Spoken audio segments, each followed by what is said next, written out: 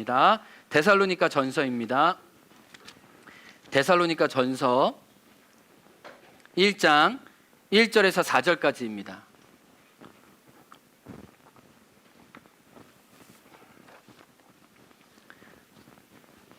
하나님 말씀 함께 같이 읽도록 하겠습니다. 데살로니가 전서 1장 1절에서 4절입니다. 시작. 바울과 실로아노와 디모데는 하나님 아버지와 주 예수 그리스도 안에 있는 데살로니가인의 교회에게 편지하노니 은혜와 평강이 너희에게 있을지어다. 우리가 너희 모두로 말미암아 항상 하나님께 감사하며 기도할 때 너희를 기억하면 너희의 믿음의 역사와 사랑의 수고와 우리 주 예수 그리스도에 대한 소망의 인내를 우리 하나님 아버지 앞에서 끊임없이 기억함이니 하나님의 사랑하심을 받은 형제들아 너희를 택하심을 아노라. 아멘. 기도하겠습니다. 진리의 성령님, 하나님 말씀 앞에 섭니다. 2000년 전 데살로니가 교인들에게 하셨던 말씀을 통해 우리에게 말씀하여 주옵소서. 예수님 이름으로 기도합니다. 아멘. 여기 행원교회 근래에 오신 새 가족분들이 계신데 우리는 지난주에 목자님들과 함께 서로를 알아가는 시간을 가졌습니다. 어떻게 제주도에 오게 됐고 어떤 마음으로 이 자리에 왔는지 서로의 이름을 물어가면서 또 나의 정착기를 이야기하면서 교제하는 시간 가졌습니다. 그런 시간이 아니면 우리가 그냥 교회에 와서 그냥 얼굴만 스치고 어색한 인사만 나누고 말 텐데 그 시간을 통해 조금 더 진지하게 다음 만남을 가질 수 있는 이 디딤돌을 내딛게 된 것 같아서 감사합니다. 근데 요즘에 솔직하게 제 안에 고민이 있었습니다. 이렇게 몇 개월 안에 새 가족들이 많이 오시고 이러면서 우리 작은 교회 공동체가 가졌던 그 정체성, 그 하늘 가족됨, 사귐의 관계를 어떻게 가져갈 수 있을 것인가. 그래서 이제 저희 교회 부목사님이 이제 목사님 행원교회 앞에 작은 행원교회라는 작은 말을 이제 더 이상 붙이면 안 됩니다. 우리가 서로가 서로의 이름을 지금 모르는 지경입니다. 그래서 저도 새 가족들이 오시면 이제 이름이 잘 모를 정도로 그 자녀 이름을 생각하려면 굉장히 오랜 시간이 걸리는 그런 어떻게 보면 인원적으로 굉장히 많은 처지에 오면서 지난주 새 가족들을 만나면서 하나님, 우리가 하나님 앞에 가졌던 그 원래 공동체의 모습을 어떻게 가질 수 있을까요? 라고 이 새 가족 모임을 하면서 고민이 됐어요. 그러면서 제가 새 가족 모임 이후에 고민을 했습니다. 새 가족과 함께 하늘 가족됨을 어떻게 누릴 것인가? 교회가 추구했던 가치와 방향을 따라오는 분들에게 어떻게 나눌 수 있을까? 무리와 군중으로 그냥 교회에 왔다가 가시는 게 아니라 우리가 성경 말씀대로 그리스도의 몸을 이루고 성령의 전으로 세워가고 세상 속에서 하나님의 자녀로 어떻게 더불어 같이 나아갈 것인지, 이게 진짜 교회인데 그 교회됨을 어떻게 우리가 세워갈 수 있을까라는 고민이 제 안에 한 주 동안 계속, 아니 이 6개월 내내 솔직히 저에게 계속 되었습니다. 그래서 새 가족들이 내가 그냥 교회를 잘 선택했다가 아니라 우리가 하나님의 섭리와 계획 중에 함께 선택되어 이곳에서 교회를 이루고 있다는 그 믿음의 고백을 우리가 어떻게 같이 나눌 수 있을까 고민하다가 제가 최근 3년 전부터 지금까지 정착하신 우리 30, 40대 가정들 8분을 만나고 이 데살로니가 전서 말씀을 새벽 예배 때 나누면서 하나님이 우리 공동체에게 이 말씀을 통해 또 새롭게 정착해서 가족됨을 누리고 있는 그들의 고백을 통해 우리에게 주시고자 하시는 메시지가 있겠다. 그 메시지를 살펴보고자 합니다. 우리 행원교회가 데살로니가 교회를 닮아 누려왔고 누려갈 공동체의 특징이 오늘 1장 3절에 나옵니다. 첫 번째, 이 교회의 특징은 무엇이었습니까? 믿음의 행위가 있었습니다. 우리 개역 개정에는 믿음의 역사라고 해서 약간 조금 번역이 어렵게 됐는데 다른 번역은 믿음의 활동, 믿음의 움직임, 믿음의 표현들이 데살로니가 교회에 있었다는 겁니다. 그래서 우리 행원교회가 어떤 교회가 되고자 할 때 이 믿음의 활동과 믿음의 움직임 있는 교회가 되기를 소망하게 되었습니다. 이 성경을 연구하는 사람 입장에서는 이 데살로니가가 진짜 보배입니다. 제가 여러분에게 퀴즈를 낼 테니까 퀴즈를 맞춰주시고 이미 정답은 나갔으니까 정답을 맞춰주시면 감사하겠습니다. 신약이 몇 권이 있죠? 27권이 있죠. 27권 중에 성경학자들이 가장 초기에 쓰여진 2권의 책을 얘기합니다. 제일 첫 번째 쓰여진 책을 이 책으로 봐요. 오늘 우리가 읽은 뭐요? 데살로니가 전서요. 그리고 갈라디아가 거의 동시대에 쓰여져 있습니다. 그런데 성경을 비교해 보면 같은 저자 바울이 썼는데 갈라디아서는 막 애끓는 정말 애탐이 있습니다. 속이 다 쩔어 있는 사도 바울을 봅니다. 내가 너희를 위해 해산하는 순교를 한다. 내가 너희가 다른 복음, 어떻게 보면 예수 그리스도를 떠나 이 율법으로 가는 너희들의 모습을 보고 내가 안타깝다. 너희가 성령으로 따라지 행하지 않는 모습을 보면서 내가 마음이 너무 속상하다라는 이런 표현이 계속돼요. 그런데 같은 시기에 표해진 데살로니가에는 감사와 감동과 따뜻함이 있어요. 오늘 본문의 1장 2절에도 내가 너희를 생각할 때마다 하나님께 감사하며 너무 흡족한 기쁨이 있어. 너희들의 믿음의 움직임을 볼 때 내가 흥분하지 않을 수 없고 내가 하나님께 감사하지 않을 수 없어. 같은 시기에 쓰여진 성경이지만 갈라디아 교회 성도들에게 하신 고백과 데살로니가 받은 칭찬은 너무 달랐다는 거예요. 그러니까 데살로니가 교회 성도들은 어떻게 보면 교회로 시작한 지 얼마 되지 않았지만 그들의 믿음은 어떻게 보면 많은 연차가 있지는 않았지만 많은 사람에게 선한 믿음의 증거를 받았다는 것을 오늘 본문이 알려주고 있어요. 그 본문이 7절입니다. 성경 있으면 7절 봐주시고 없으면 앞에 화면 나옵니다. 한번 읽어볼까요? 시작. 그러므로 너희가 마게도냐와 아가야에 있는 모든 믿는 자의 본이 되었다.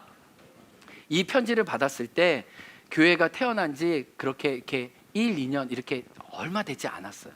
사도 바울은 사도행전에 보면 데살로니가에 3개월 머물렀고 성경학자들은 길어도 6개월밖에 못 머물렀을 것 같아요. 그러니까 사도 바울이 얼마나 애탔을까? 이 작은 교회가 교회가 되기까지 선교지에서 얼마나 기도했을까요? 근데 들려오는 소식이 뭐냐면 그들이 자기가 살고 있는 마게도냐뿐만 아니라 그 윗지방이 아가야였는데 그 위에 있는 성도들에게도 이 작은 성도들이 믿음의 열심을 가지고 움직임을 볼 때 하나님께 말할 수 없이 감사하다고 많은 믿는 성도들에게 공증을 받았던 어린 교회지만 결코 연약하지 않은 하나님 위에 불쑥 일어난 교회라는 게 데살로니가 교회였다는 거예요. 8절에 보면 또 놀라운 이야기를 전해줍니다. 한번 읽어볼까요? 시작. 우리를 향한 여러분의 믿음에 대한 소문이, 자, 무슨 소문이요? 믿음의 소문이 여러 지역에 두루 퍼졌다고 얘기합니다. 그러므로 우리는 이것을 두고 더 말할 필요가 없을 정도로 많은 사람들이 여러분의 믿음의 활동을 보고 하나님께 감사하고 그 이야기를 들은 사람이 여러분의 이야기를 저에게 해줍니다. 할렐루야! 이 작은 교회가 하나님 위에 믿음의 움직임을 가졌다는 거예요.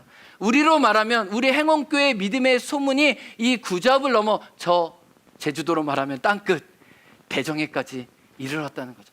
사도 바울이 얼마나 마음이 깊었을까요? 하나님, 당신의 교회를 아름답게 세워가시는군요. 그러니까 데살로니가 교회 성도들을 만날 때마다 세상 속에 살지만 우상에 파묻혀 있지 않고 하나님의 자녀로 열심히 자라는 그 믿음의 성장이 오늘 저와 여러분에게 주시는 첫 번째 메시지라는 거예요. 우리가 어떻게 교회가 될 때 첫 번째 특징은 믿음의 활동, 믿음의 역사가 있는 교회라는 거예요.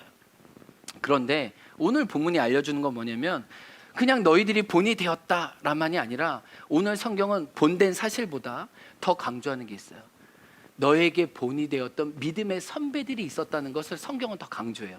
앞에 부분에는 너희가 믿는 자의 본이 되었고 주변에 있는 사람들에게 너희가 선한 증거를 받았다라는 걸 칭찬하지만 그 뒤에는 말할 수 없는 믿음의 선배들의 선명한 작두를 보고 너희가 따라갔다고 오늘 본문은 이야기해줘요. 5절에 한번 말씀 보겠습니다. 앞에 화면입니다. 읽어보겠습니다. 시작. 우리가 너희 가운데 너희를 위하여 어떤 사람이 된 것은 너희가 아는 바와 같으니라.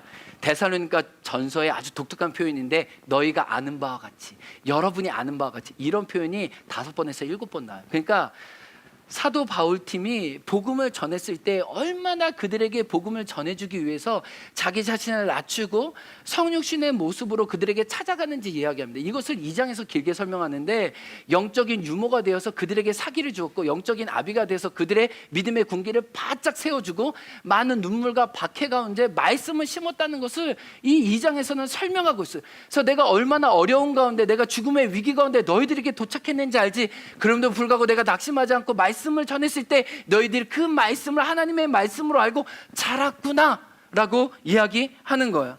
그러니까 오늘 본문은 누군가의 본이 되기 전에 누군가를 철저히 본받았던 데살로니가 성도들의 열린 마음을 알려주고 있는 거예요. 여러분, 오늘 본문이 알려주는 건 뭐냐면 우리의 믿음의 행위는 우리에게서 나오지 않고 믿음의 선배들의 모습을 본받아 그 걸음을 따라갈 때 어느 순간 나도 누군가에게 본이 된다는 거예요. 이게 오늘 본문에서 알려주는 영적인 진리예요. 내가 누군가에게 영적인 감흥을 줘야지, 도전을 줘야지, 이게 아니고요. 여러분에게 믿음의 감흥을 준, 울림을 준 선배들을 따라가려고 할 때 어느 순간 나도 누군가에게 본이 되고 있다는 것을 오늘 본문은 알려주고 있어요.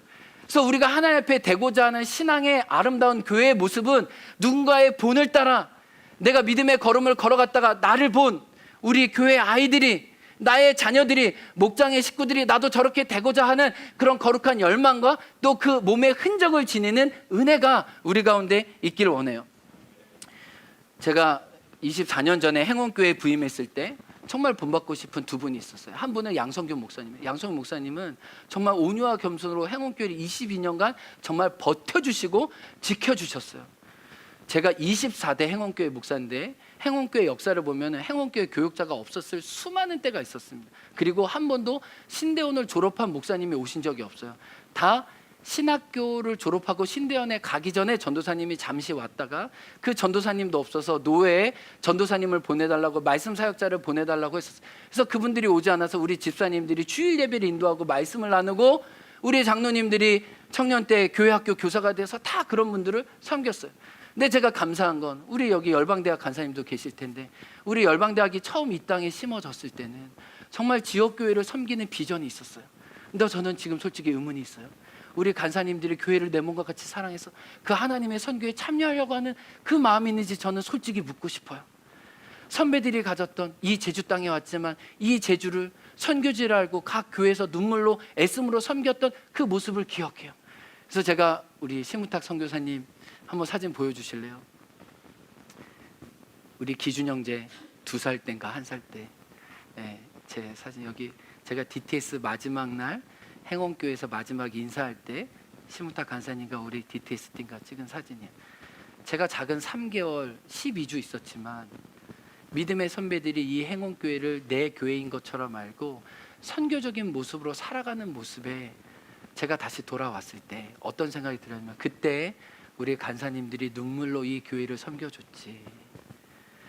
잠시 떠나서 다른 지역으로 선교지로 갈 거지만 그냥 지나가는 나그네가 아니라 한 교회 멤버가 돼서 정말 교회를 사랑하고 섬겼던 그 모습, 그 믿음의 모습이 저에게 울림이 되더라고요. 그래서 제가 느낀 게 있어요. 사람은 지나가도 그 남긴 자리에 흔적이 남긴다는 걸 제가 제 자신을 통해 알게 되는 거예요. 우리 믿음의 선배가 그런 모습으로 여기에 있었다면 나도 내 뒤에 따라오는 자에게 어떤 모습으로 있어야 되는지 도전을 받게 된 거였어요.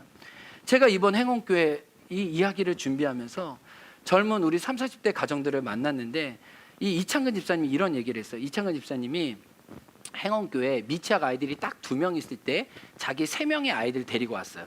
그래서 저희 이 미취학 아이 유라와 우리 부목사님 연우 2명밖에 없을 때 애들 3명을 낳아서 교회 학교가 갑자기 막 이렇게 5명으로 부흥을 했었어요. 근데 그 이창근 집사님이 무슨 얘기를 했냐면 3년 전 행원교회 70주년 예배를 2020년에 드렸을 때 제가 그때 행원교회 70년 역사를 추적하고 찾아갔습니다. 그래서 행원교회를 섬겨주셨던 초기 선배 목사님들, 제주도에 생존해 계신 목사님들을 다 만났고 지금 중문에 살고 계시는 우리 김호동 전도사님을 찾아뵙고 1960년대 행원교회가 얼마나 부흥했었는지, 그러나 얼마나 고난 가운데 다음 세대에게 복음을 심었는지 담뱃재에 맞아가면서 사람들에게 비난을 가져가면서 이 교육자로 이 행원 땅에 왔었던 그 모습들을 제가 다 여러분에게 나눴을 때 이창환 집사님이 도전을 받았다는 거야. 내가 여기에 작은 시골교회에 왔지만 이 교회 안에 있는 믿음의 비밀이, 이 선배들의 이 움직임이 놀라웠구나.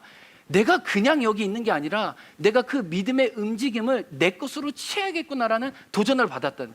그래서 우리 젊은 집사님이 기도할 때 그 교회에 대한 간절함과 사모함이 있어요. 내가 그 뒤에 바통을 이어야 된다는 거룩한 부담감을 이런 믿음의 이야기들을 통해서 그분들이 듣게 된 거예요.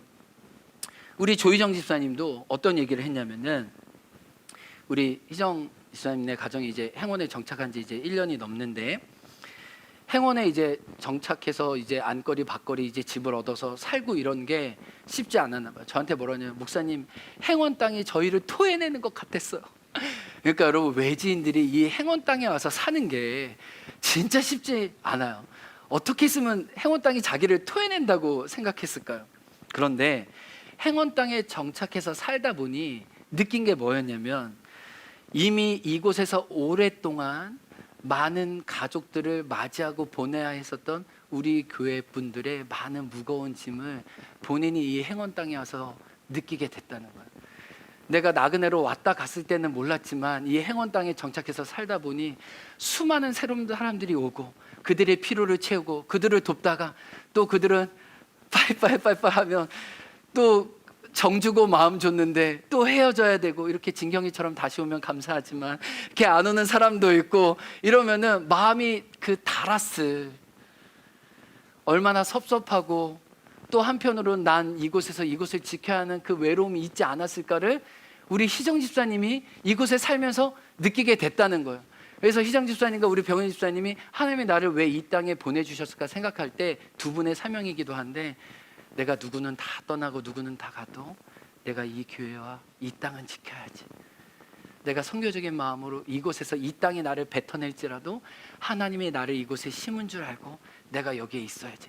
이 선교적인 마음을 갖게 됐다는 거예요. 그러니까 우리 선배들이 이 땅에서 믿음을 지키는 것만, 이 자리를 지키는 것만으로도 얼마나 애쓰고 큰일이었는지 이 땅에 살아보니까 알게 되었다는 거예요.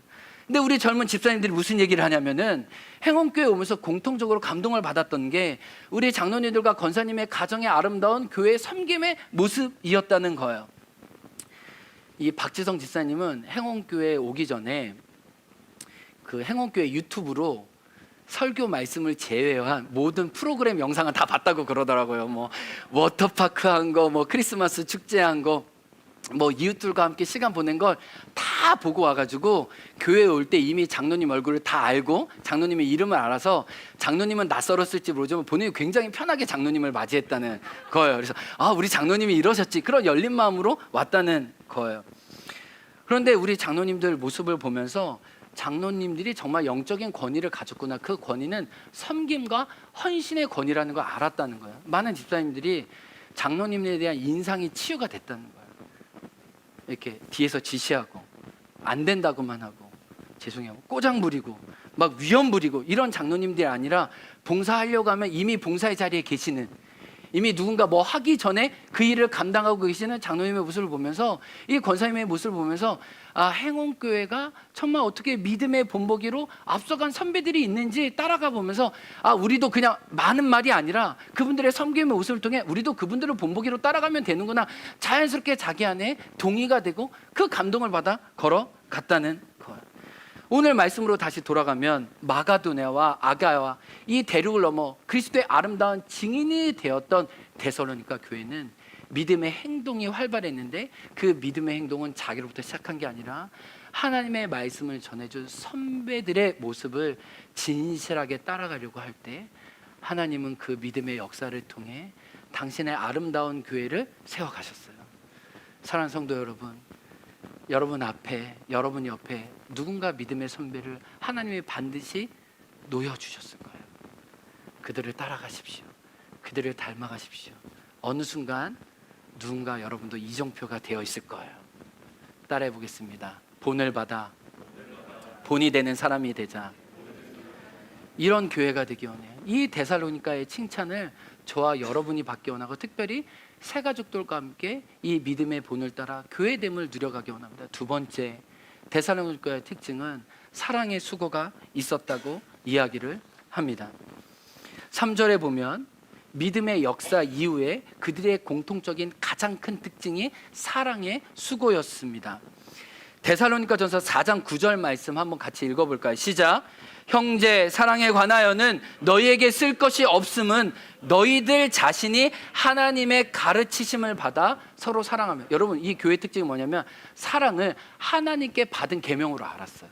그리고 하나님의 사랑을 받은 게 이웃 사랑으로 이어진다는 것을 너무나 그들은 온몸으로 실천하고 있었는데, 사랑의 옷을 입었는데 그들은 말로 사랑하는 것이 아니라 구체적이고 현실적이고 진실한 사랑하는데, 그 사랑에는 수고가 따랐다는 것을 모든 사람이 알고 있었습니다. 그래서 조금 후에 지어진 데살로니가 후서 1장 3절에는 이렇게 얘기합니다. 똑같이 어떻게 감사하냐면, 너희가 다 각기 서로 무엇이 풍성하다고요? 여기서 풍성하다는 건요, 샘이 되어서 사람들에게 퍼졌다는 얘기예요. 사랑이 얼마나 그들에게 가득했는지 그들에게 오는 사람마다 사랑의 샘을 기어서 그들도 누군가에게 나눠줬다는 이야기입니다. 그러니까 데살로니가 교회는 이 사랑으로 말미암아 세상에 속하지 않은 다른 예수 그리스도의 실체를 세상 가운데 증거했다는 거예요. 그들은 말할 수 없는 사랑으로 세상에 감동을 주었고, 어떻게 보면 한 번도 하나님을 믿지 않았을 것 같은 사람들이 이 사랑에 감동해서 교회 안으로 예수 그리스도를 정말 나의 주인으로 고백하는 일이 사람의 감동받아서 있었다는 것을 이야기합니다.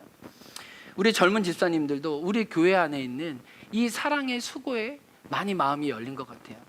우리 일부 예배 때 이제 드럼 치시고 오늘 영상 만들어 주셨던 우리 강성택 집사님이 계신데, 강성택 집사님은 개척교회 목사 아들로 전투적으로 살았어요. 정말 교회 성도님들이 3명 4명 있는 데서 자라셨거든요. 그러니까 본인이 모든 걸 다 하셨고, 그 개척교회 목사 아들로 작은 교회를 살리려고 작은 교회 살리기 유튜브도 막 찍어가지고 막 어떻게든 작은 교회가 하나님 앞에 일어날 수 있도록 굉장히 애쓴 사람이었는데, 이 개척교회 아들의 슬픔이 뭐냐면 어떤 의무만 있고 사랑의 관계를 누려보지 못했다는 거예요. 근데 이 행원 땅에 온 지 이제 1년 6개월이 돼서 많은 가족들, 형제 자매를 만나면서 어떤 의무와 해야 되는 봉사의 당위가 아니라 마음과 마음, 영혼과 영혼이 만나는 그 깊은 사귐과 교제를 통해 자기가 마음이 무장해제됐다는 거예요. 제가 마커스에서 우리 강성태 집사님 만났을 때 제가 겪은 아픔과 우리 강성태 집사님이 겪은 아픔이 너무 맞닿아 있어서 우리가 막 쓴물을 막 서로에게 토해내면서 치유와 회복의 과정을, 너가 그랬냐? 나도 그랬다. 그래서 제가 우리 성택 집사님에게, 제가 더 먼저 선배로서 이 개척교회 목사 아들의 쓴물을 받은 것은 성택 형제를 고린도후서 1장처럼 위로하기 위함이다. 그래서 우리가 얼마나 그 만남이 우리에게 깊게 남아있는지 몰라요. 누군가 사정을 진실하게 알아줬을 때 그 공감이 주는 힘을 우리가 그날 같이 경험했어요. 근데 이런 경험들이 저뿐만 아니라 여러 사람과의 만남을 통해 우리 성택 집사님 안에 채워졌다. 그러니까 이전에는 해야 된다는 어떤 무게감과 막 그 무기만 들고 있었다면, 이제는 마음에 막 따스한 햇빛이 그 영혼에 일어난 거예요. 그래서 제가 성태현 형제에 물어봤어요. 성태현 형제가 그렇게 마음이 만나서 활짝 열려진 거 알겠는데, 그래도 공증을 받아야 되지 않냐, 어떻게 성태현 형제가 어떻게 이렇게 가족됨을 누린지 그 경험이 있느냐라고 물어봤는데, 우리 기도해 주셨던 우리 조희정 집사님 넷째가 지금 이제 다운 증후군으로 판정을 받았어요. 그래서 우리가 같이 기도하고 있습니다. 이 아이가 건강하게 태어나길, 그러나 약함 가운데 태어난다면 하나님의 은총이 그 약함 위에 덮어지도록 우리 희정 자매님, 그래서 우리가 다 같이 온 교회가 기도하고 있는데, 희정 집사님이 아파서 이제 봉사를 못하다가 이제 몸을 회복해서 청소년부 교사로 왔는데, 우리 조희정 집사님과 이 상상을 위해서 다 같이 기도할 때 어느 순간 자기도 한 번도 경험하지 못했던 누군가를 위해서 기도할 때 마음 깊숙한 곳에서 애통하는 마음과 정말 그 영혼을 주님께 올려드리고 싶은 그 정말 진실한 눈물이 자기 안에 막 흘러나왔다는 거예요. 그래서 자기가 이 기도를 통해, 내가 진짜 마음이 변했구나, 내가 누군가를 위해 진실하게 기도할 수 있는 사람이 되었구나, 이게 하나님 아버지 앞에서의 관계구나. 그러니까 자기가 이곳에서 관계를 누리면서 정말 하나님의 나라가 죽어서만 가는 게 아니라 공동체를 통해, 형제자매를 통해 여기 경험되는 걸 누리면서 자기가 감사했다고 얘기를 하는 거예요. 이 이마영 집사님도 어떤 얘기를 했냐면은, 이마영 집사님 만났을 때, 행원교회 왔을 때 이제 주일학교가 미취학 아이들이 2명밖에 없는데 자기밖에 안 오니까 남편은 청소년부 교사하고 자기가 혼자 아이들 3명을 보는 게 너무 힘들고 버겁다는 거예요. 외롭기도 하고. 근데 우리 이명선 사모가 그 시간 함께 보내주면서 대화하고, 우리 강주현 사모님 자기 집에 가서 점심 먹자고 하고 저녁까지 먹고 같이 돌보고 이러면서, 누군가 이 교회에 왔을 때 나를 위해 물리적인 시간과 공간을 내어준 그분들로 인해 내가 이곳에 오게 되었구나 라는 이야기를 하게 됐다. 그러니까 사랑의 언어라는 게, 사랑의 수고라는 게 누구나 쉽게 말로는 할 수 있지만 자기의 공간을 열고 자기의 부엌을 열고 자기의 시간을 내어주는 건 쉽지 않은데, 누군가 그 사람의 디딤돌을 통해 우리는 마음을 활짝 펴고 하늘 가족됨을 누리게 된다는 거예요. 근데 또 한 집사님 무슨 얘기를 했냐면은, 특별히 우리 교회 이렇게 서울에서 이렇게 큰 교회 다니시다가 처음 이렇게 작은 농촌교회에 오신 이게 몇 가정이 있어요. 근데 우리 한창민 집사님 무슨 얘기를 했냐면, 이 교회에 와서 적응하는데 가장 큰 도움 되었다는 게 이 예배를 말하는 게 아니라 목장 모임에서 자기가 이 교회에 대한 마음을 열었다는 거예요. 그래서 제가 여러 가지 이야기를 했는데, 목장에서 도대체 감동받은 게 뭐냐라고 했을 때 먹는 식탁을 얘기했어요. 먹는 거를. 여러분 너무 육신적이라고 정죄하시면 안 됩니다. 우리가 다 몸을 입었기 때문에. 그래서 저희가 무슨 얘기를 했냐면, 차만 마시고 대화를 나누는 것과 서로를 위해서 음식을 준비하고 자기 부엌을 열고 찌개를 하나 끓이고 서로를 마주하면서 먹는 식탁 이후의 나눔의 밀도와 강도가 다르다는 거 알았어요. 제가 여러 번 가정교회와 이 목장 사역하면서 느낀 거는, 일단 잘 먹어야 그 이후에 은혜가 따라온다는 거예요. 만약에 어떤 형제자매가 배고프면 실족할 확률이 커요. 왜냐하면 이거는 고린도 전서에도 나왔어요. 고린도 전서에 보면 부자들이 먼저 먹고 난 다음에 가난한 자들이 실족해서 예배가 깨지고 성만찬이 안 되는 게 나오잖아요. 일단은 목장을 하려면 배고픈 사람이 아무도 없는 상태에서 해야 돼요. 내 배고픔을 면할 뿐만 아니라 누군가 정성과 마음이 담긴 식탁을 통해 마음이 활짝 열리는 거죠. 근데 우리 한창민 씨는 그래도 시골교회 다녀서 자연스럽게 이렇게 먹고 나누는 문화를 몸에 입었는데, 우리 아내 되시는 우리 박지성 집사님은 큰 교회만 있어서 교회만 왔다가 가고 왔다만 가고, 그래서 교회에서 뭔가 나누고 먹는 것들을 경험해 보지를 못했다는 거예요. 근데 목장에 와서 서로 음식을 통해 서로 마음과 영혼이 나눠질 수 있다는 것을 보고, 아, 이제는 음식을 안 먹고 식탁의 교제를 안 나누고 나눔하는 게 얼마나 어색하고 힘든 일인지 이 먹는 식탁을 통해 하나님 가족됨을 같이 누렸다는 거야.